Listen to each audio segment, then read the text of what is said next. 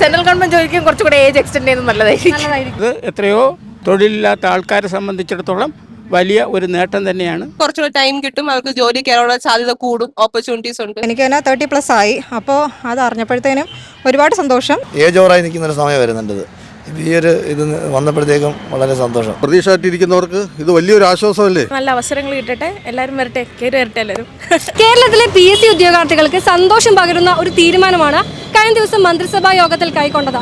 PSC നിയമനങ്ങൾക്ക് അപേക്ഷിക്കാനുള്ള പ്രായപരിധി 4 വർഷമായി കൂട്ടിയിരിക്കുകയാണ്. ഈ ഒരു സുപ്രധാനമായ തീരുമാനത്തോട് ഉദ്യോഗാർത്ഥികളും അതുപോലെ തന്നെ പൊതുജനങ്ങളും എങ്ങനെയാണ് പ്രതികരിക്കുന്നതെന്ന് നമുക്ക് നോക്കാം. നല്ല തീരുമാനമാണ്, അനുകൂല തീരുമാനമാണ്. കുറേ പേർക്ക് എക്സാം എഴുതി 36 വയസ്സ് കഴിഞ്ഞ് കിട്ടാതിരിക്കുന്നവരുണ്ടല്ലോ, അപ്പോൾ അവർക്കൊക്കെ നല്ലതാണ്. പിന്നെ മുന്നോട്ടുള്ളവർക്കും അപ്പം 30-40 ഏജ് 30 കിട്ടിയില്ലെങ്കിലും ഒന്നുകൂടെ പ്രയത്നിച്ച് കഴിഞ്ഞാൽ ചിലപ്പോൾ 36-ലോ 37-ലോ കിട്ടും എന്നുള്ളൊരു പോക്കുണ്ട്. അതുകൊണ്ട് നല്ലതാണ്. കാരണം നമ്മൾ ഇപ്പോൾ കുറച്ച് ടൈം എടുത്താലും നമുക്കിപ്പം 2 അറ്റംപ്റ്റ് 3 അറ്റംപ്റ്റ് 4 അറ്റംപ്റ്റ് ഒക്കെ പോയാലും പിന്നെയും സമയം കിട്ടുമല്ലോ.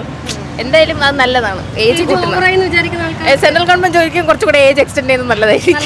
കുറേ പേർക്ക് ഏജ് ഓവറായി, പിന്നെ കിട്ടാതെയായി, അവർ കുറേ ടൈം വേസ്റ്റ് ആവും. അവരിതിനെ പ്രിപ്പയർ ചെയ്യുന്നു, പിന്നെ കിട്ടത്തില്ലല്ലോ, ടൈം കിട്ടത്തില്ലല്ലോ. അപ്പം പിന്നെ നമുക്ക് വേറെ ഓപ്ഷൻസ് കാണത്തില്ല, ബിക്കോസ് ഏജ് ഓവറായുണ്ട്.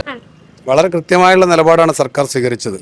തൊഴിലന്വേഷകരായുള്ള യുവജനങ്ങളോട് കാണിക്കുന്ന ഏറ്റവും പ്രധാനപ്പെട്ട പ്രതിബദ്ധതയാണ് സർക്കാരിൻ്റെ നിലപാട്.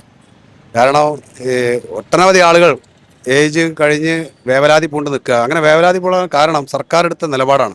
നിയമന നിരോധന ഉത്തരവ് ഒഴിവാക്കിക്കൊണ്ട് 3 ലക്ഷത്തിലധികം നിയമനങ്ങൾ നടപ്പാക്കിയ ഒരു സർക്കാരിൻ്റെ കീഴിൽ വലിയ പ്രതീക്ഷയാണ് ആളുകൾ അർപ്പിക്കുന്നത്. അതിൻ്റെ ഭാഗമായി ഇത്തരത്തിലൊരു ധീരമായ നിലപാട് കാണിച്ച സർക്കാരിനെ പ്രത്യേകം അഭിനന്ദിക്കുകയാണ്. സന്തോഷം, ഗവൺമെൻറ് ഈ ഒരു കാര്യത്തിൽ ഇങ്ങനൊരു തീരുമാനം എടുത്തതിൽ. ഞാനൊരു PSC ഉദ്യോഗാർത്ഥിയാണ്. അപ്പോൾ എനിക്കും വളരെ സന്തോഷമുണ്ട്. എനിക്കും ഏജ് കുറച്ച് വർഷങ്ങളേ ഉള്ളൂ. മറ്റുള്ളവർക്ക് കുറച്ചും കൂടെ സമയം കിട്ടുന്നുണ്ട്.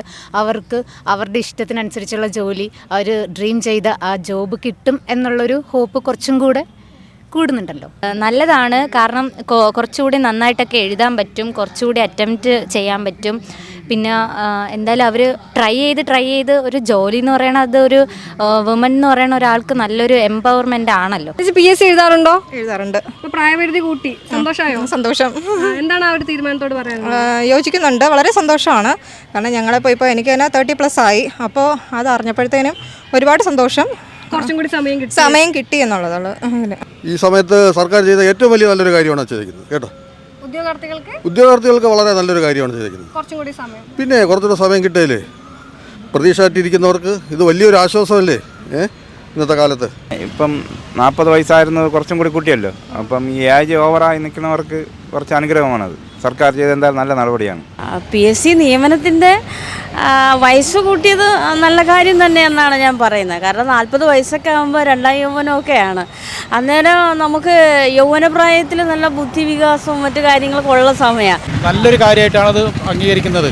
പിന്നെ സർക്കാർ PSC ലിസ്റ്റ് എടുത്തിട്ടില്ല എന്നൊക്കെ പറയുന്നത് നമുക്ക് രേഖ വെച്ച് പരിശോധിച്ചാൽ അറിയാലോ. അപ്പം വെറുതെ പറയുന്നുള്ളതല്ലോ. അപ്പോൾ മറ്റുള്ള സ്റ്റേറ്റുകളും നമ്മുടെ സ്റ്റേറ്റും നോക്കുമ്പം ഏറ്റവും കൂടുതൽ കൊടുക്കുന്നത് കേരളം തന്നെയാണ്.